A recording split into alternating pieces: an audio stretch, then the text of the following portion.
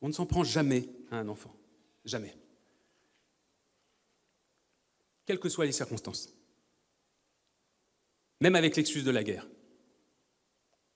Et s'il est interdit de tuer un enfant, il est 20 000 fois interdit d'en tuer 20 000.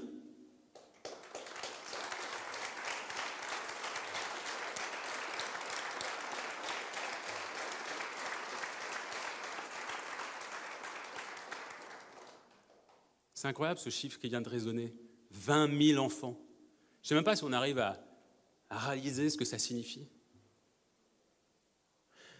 Lors des attaques terroristes du Hamas, qu'on a bien évidemment absolument condamnées, 37 enfants israéliens ont été tués. C'est une abomination. 20 000 enfants palestiniens, c'est 500 fois plus.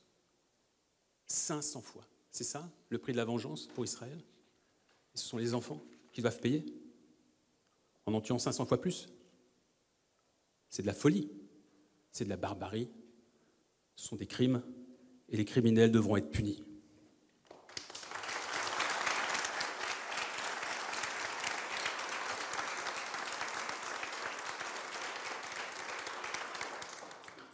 Il y a également 35 000 blessés.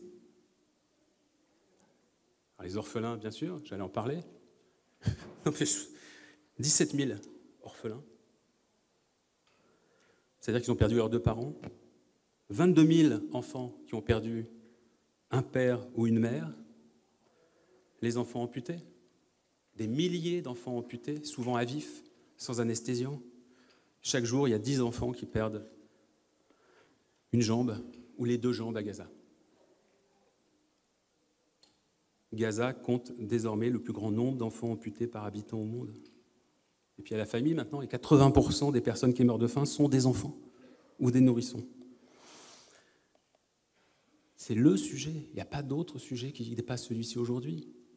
En réalité, je parle de 20 000 morts, 35 000 blessés parmi les enfants.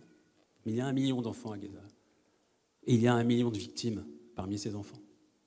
Il y a 1 million d'enfants traumatisés. Je ne sais pas comment on peut se relever de ça, dans une vie d'enfant.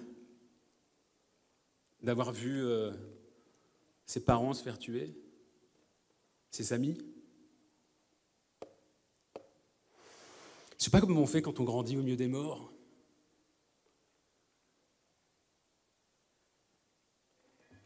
Au milieu des décombres. Je ne sais pas comment on fait quand on a 4 ou 5 ans, qu'on s'endort le soir en se demandant si on se réveillera le lendemain, quand on se prépare à 4 ou 5 ans à sa propre mort. À Gaza, il y a 1 million d'enfants qui vivent ça, qui s'en remettront jamais. Et nous, qu'est-ce qu'on fait? On refuse d'accueillir. On ferme les frontières. Pour les Gazaouis.